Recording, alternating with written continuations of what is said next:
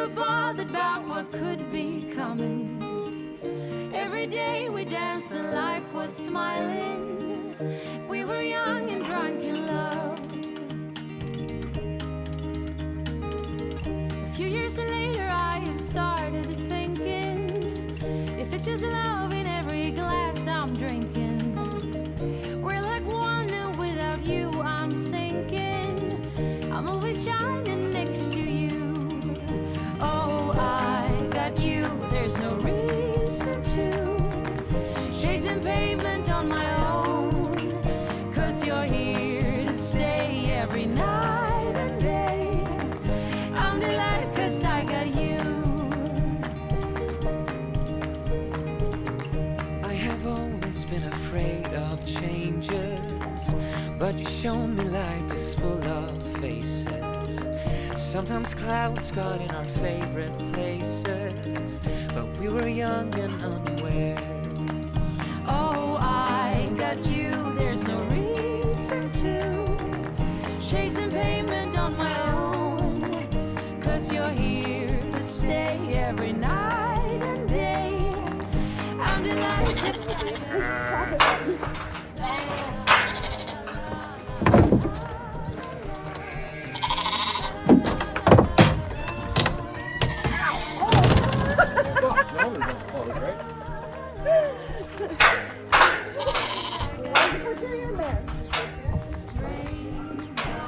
My way before, pouring like a waterfall.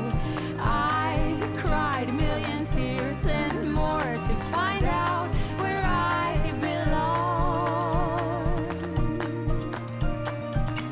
We're not young, but we're still free and running, and this day has never kept us bothering.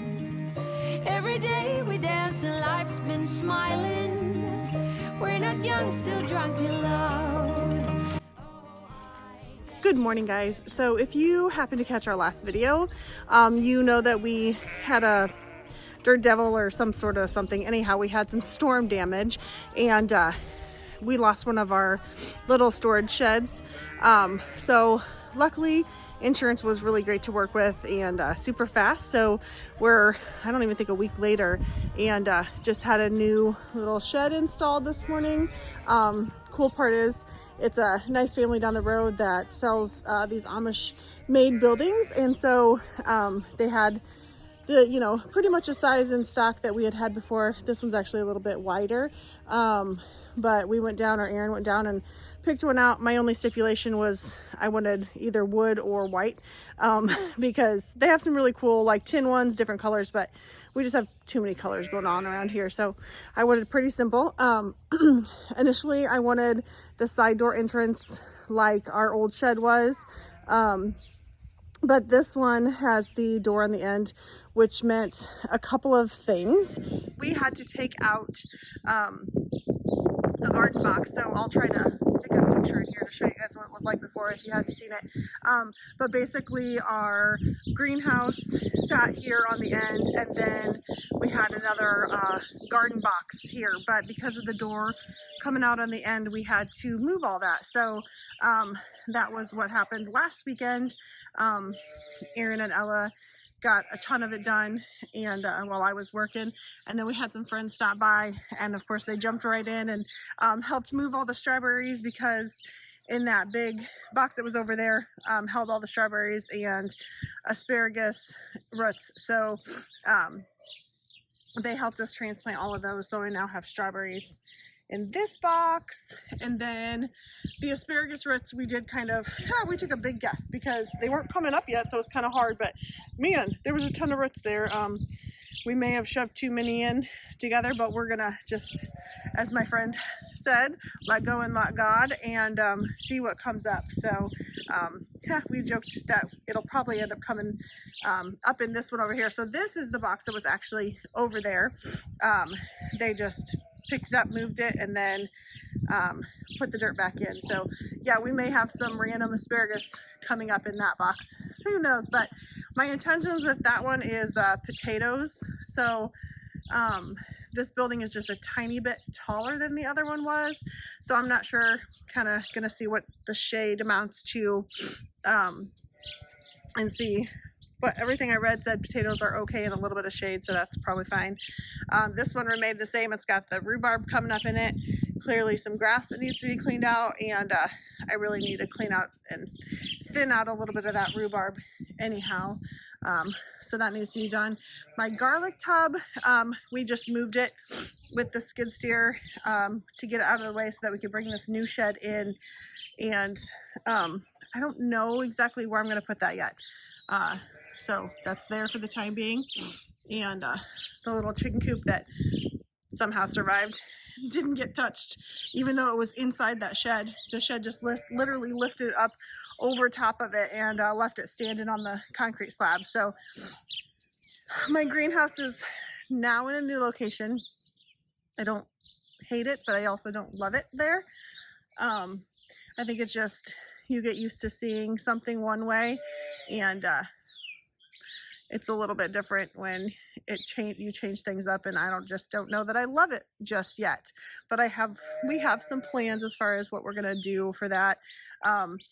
It is where it is now, because when I was at work, Aaron and Ella, I'm not sure if I can get this open with one hand, but we'll see. Aaron and Ella got it all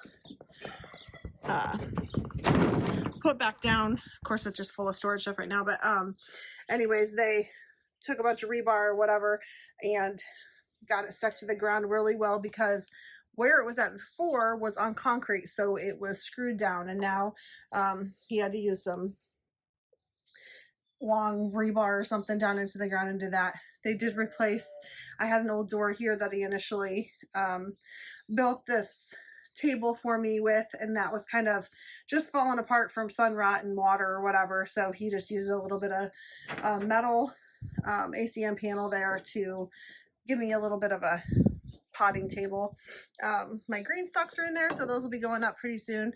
And then they went and bought this lime and put underneath of it just to keep the weeds and stuff at bay, because obviously they would just grow like heck inside of a greenhouse. So yeah, I don't know. I just, aesthetically right now, I don't love how it looks, but we'll get some more things done, and it is in my plans to possibly get some outdoor rabbits so that we can collect their poop and put it directly on our garden beds. So I messaged a gal yesterday or the day before to see if she had any available, and we'll see if that happens or not. Ella has already declared she is not doing rabbit chores, so we'll see. We'll see if we get those, but that might be my plan. I mean, why not? We already have the cages, right? So might be in a future video where I'm sneaking in some rabbits. But also, I don't know, we might take and rock all this around here if we take maybe some railroad ties, kind of like we did around our pool area, and do some rock or mulch it, something. Not totally sure what's going to happen with that yet. But I'll take you over to the other side of the barn, the new little shed, I guess I call it a barn, and see. So before, in the front of our other one, this is where we had that garlic tub, and it looked so cute. And I'm still planning on putting that little half windmill thing, I think, back up, but I have my old truck that was actually my grandpa's, and I think we're gonna put it right up here. One, so that maybe I can plant some flowers around it and do a little bit more with it, but also because we would like to take and use some sort of a corral area for the sheep, just something that will make it make working the sheep a little bit easier. And so that we're actually going to measure for here real quick, see what my truck's going to possibly look like there. And then we got concrete left in the back here, and we're going to store like my stock box and a dog box and stuff like that. So that is on our to-do list today, so I'll take you along as we work on a few things.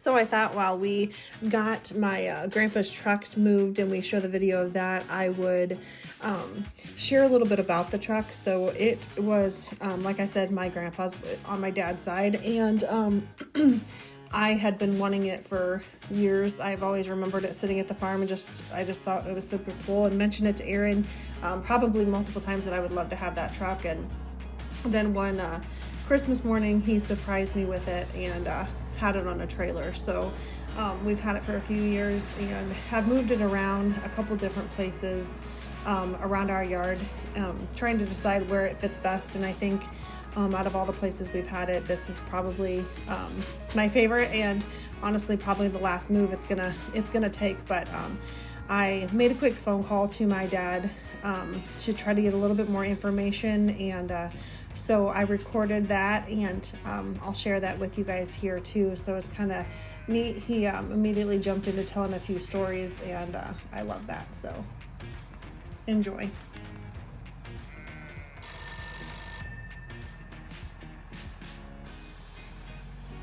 I was just curious if you remembered on that yellow truck, I've been sure what year it was. That they printed it on there, or the truck? Well, the truck, but I couldn't remember what year it was. I'd just be a wild guess. 50 something, I think. You could look up that model somewhere and find out approximately which year it was. But I do you kind of brought back some memories. I guess Harvey and Dad must have went to work, and they told me to take that up to Dwayne's in Taylor Ridge. There'd be a guy there to paint that on.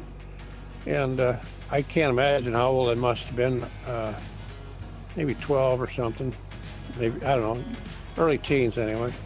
But anyway, I took it up there, and the black guy was kind of wiggly and shaky, but he took a big snort of whiskey, and he took a chalk and just made two half moon circles, about, like a rainbow, about I don't know, 2 inches or so, or 2.5 inches. Mm-hmm. And then he just took a paintbrush and he just painted that on there slicker and shit. Anyway, it said on that arch, it said Richard Acker, and then there's a line down below, and I think above that line it said and son. Okay. And then below that line, I believe it said Taylor Ridge, Illinois.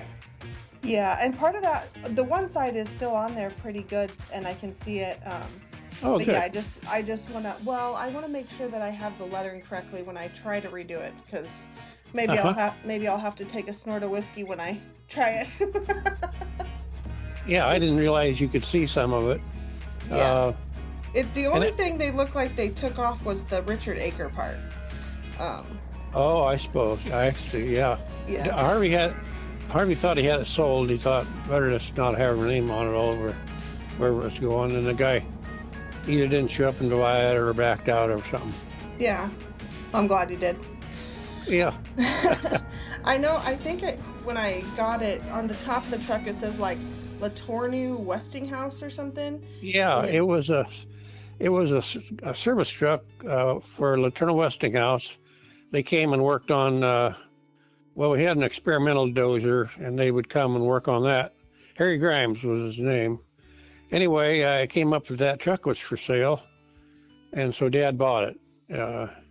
Pretty unusual to have a service truck back in them days, I guess. Wasn't real common. Yeah. That's where it came from. I think, I can't remember, they came up from Peoria or somewhere. That was them rubber tire dozers. Oh, okay. I don't know if you ever seen pictures of them, or Harvey would probably anyway, I was going to tell you, maybe you've seen it, but I think they even highlighted the Richard Acker. It seemed to me like they put I don't know what color, maybe the letters in black, and then kind of shaded it on one side, Mm-hmm. Does it show anything if it shows that on the one side? No, yeah, his name is gone on both sides, but I can kind of see that on the other where they did like black lettering and highlighted it with white. Okay, yeah. So. Yeah, I think on that arch was just Richard, and then a space, and an Acker back down the other side. You know, on that arc. Yeah. Okay. Yeah. Yeah. And then I also wondered about checking with Loud Thunder because Grandpa built Loud Thunder, right? Like George. Harvey worked down there. It was a big contractor did that, but Harvey just he had one dozer, I think, down there, and Harvey worked at that. Okay. I don't know what he would have drove to that job site, but yeah, that might not show anything, I don't think.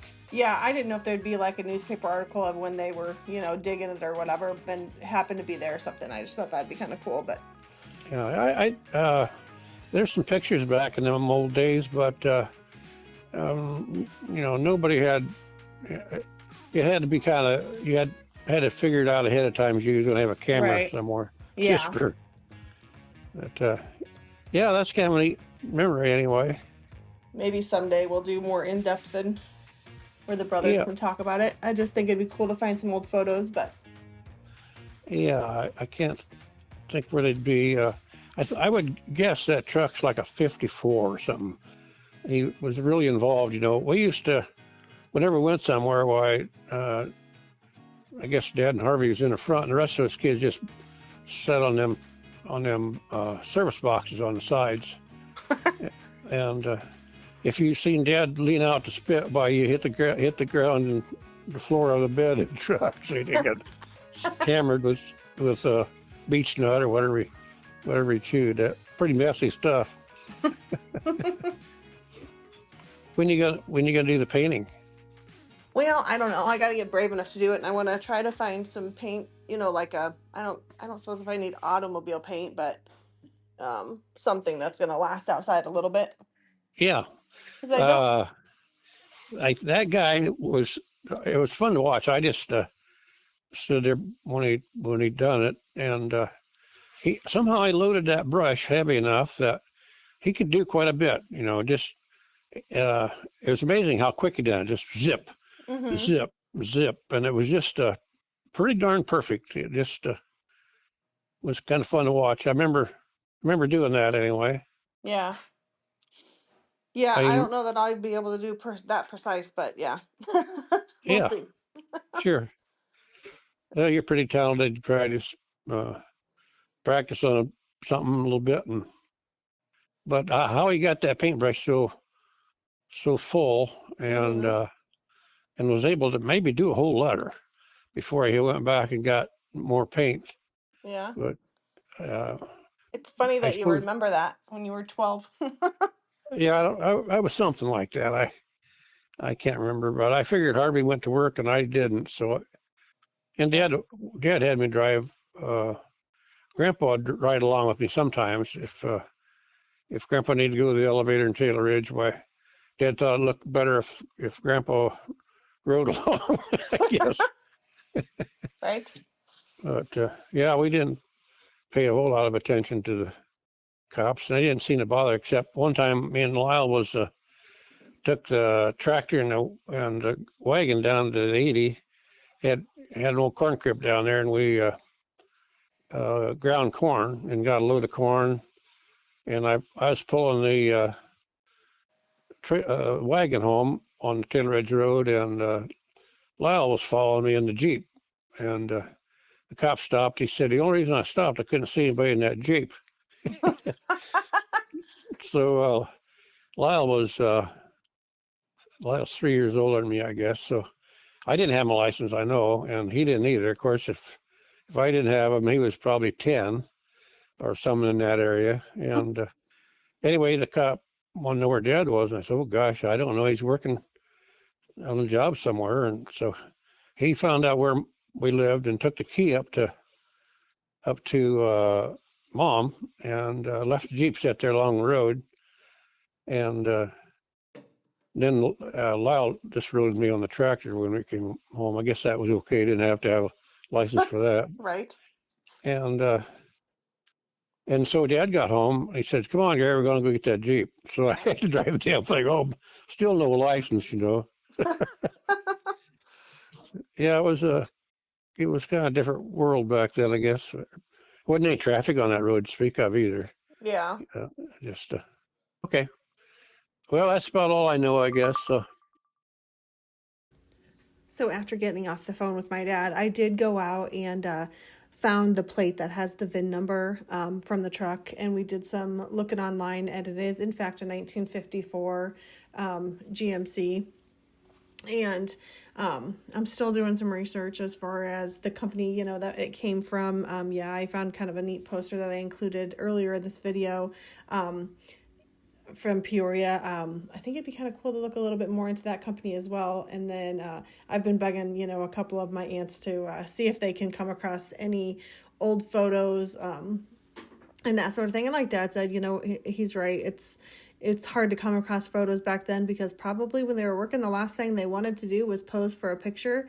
And so that's why a lot of photos don't exist these days that we can find. So, or newspaper articles or, you know, anything like that. So I would love in a future video to get my uncles together and maybe do some sort of a interview where they sit around and talk about, you know, the truck and kind of how Acker Bulldozing came about and what they did growing up and all the dirt work and all the years they worked together. So maybe someday we can make that happen and put that here on our channel for everyone to enjoy as well. So I hope everyone enjoyed listening to my dad tell stories a little bit. I don't think he quite knew that's what he was getting into when I first called him this morning, but now I want to hear more stories, and I'm sure there's lots of family members from our family that would love to hear more as well. So hopefully we'll be able to do that for you someday soon.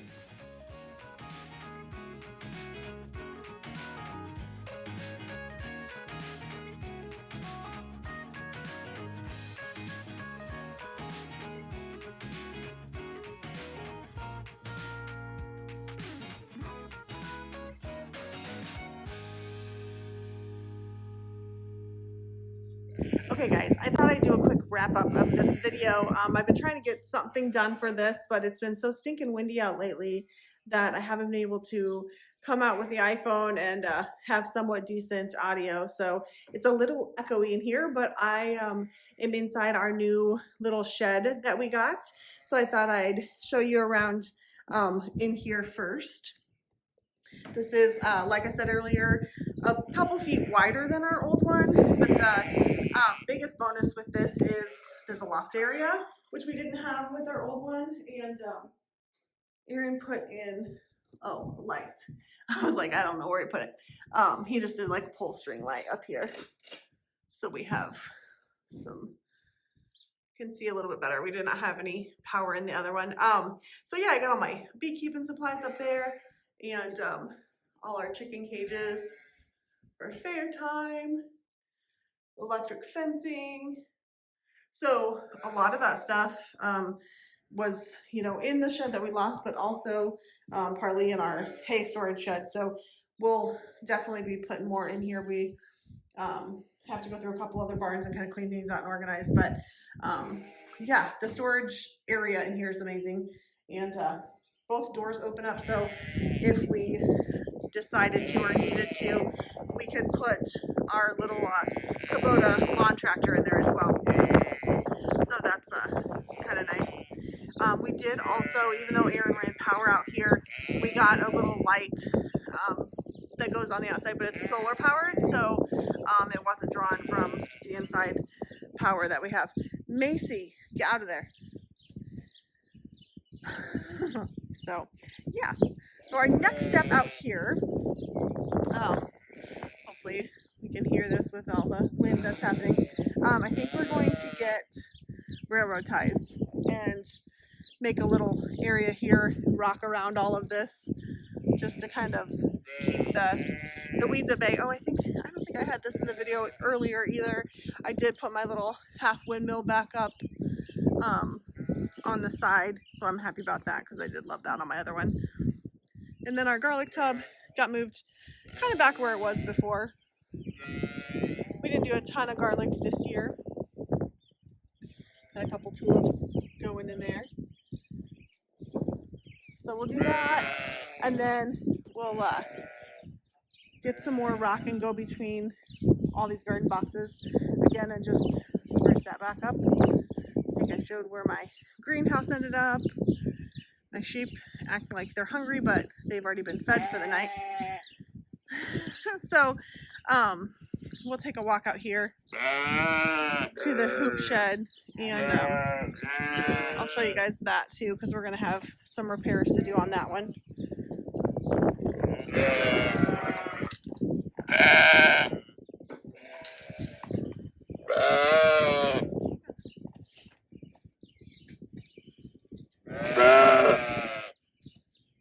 Hi guys.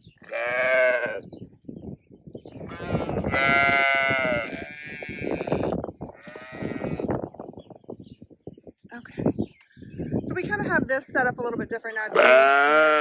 Jesus, where they come in here to eat when I feed them grain, and then kind of back up bale in here, just in case we needed it over the winter. So we got that opened up so they can work on that. But if you come through here, you can see we lost zippers. Could have been worse. We did not lose the sidewalls, so that's great, obviously.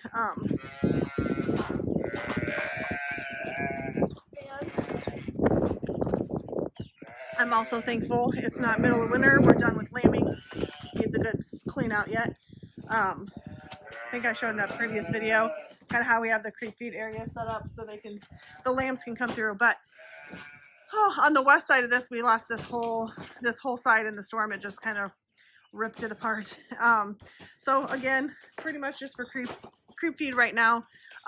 So I'm thankful we're beyond the snow and lambing, so that's not a worry. But Aaron's actually contacted a company that I think is out of Texas, and they're going to custom build some end pieces for us, and so we'll be installing those hopefully, if that's a go, and get this kind of tweaked a little bit. Hopefully we'll do a future video on that we can talk about how all that's going to happen, and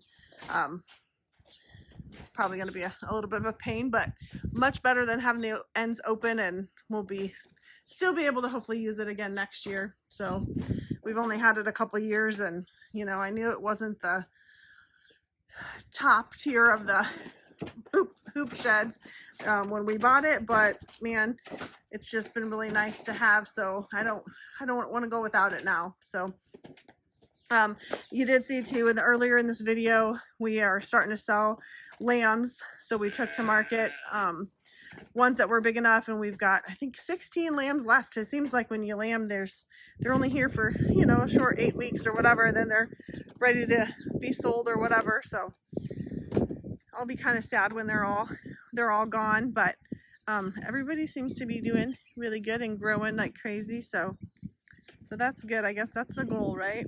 And grass is starting to turn green, which is exciting. We've got a ways to go before we'll be completely done feeding hay, but it's getting there. We're getting to actual spring, and I'm excited about it. Okay, guys, one last thing before we sign off for tonight. One of the things that we lost in the storm damage was our incubator that we used to incubate our pheasant eggs, and it held a lot of eggs, so we had to do some searching to find one that was gonna be able to replace it. So I'll let Aaron talk a little bit about that, where we found it, how many eggs it's gonna hold, and that sort of thing. But we've collected a few of our chicken eggs, and we're gonna try that out just to do kind of a test run with it before we get those pheasant eggs. So we'll be putting those in tomorrow, and we'll do a video on that. But for now, I'll have Aaron share kind of what we found and how many eggs it'll hold and that kind of thing.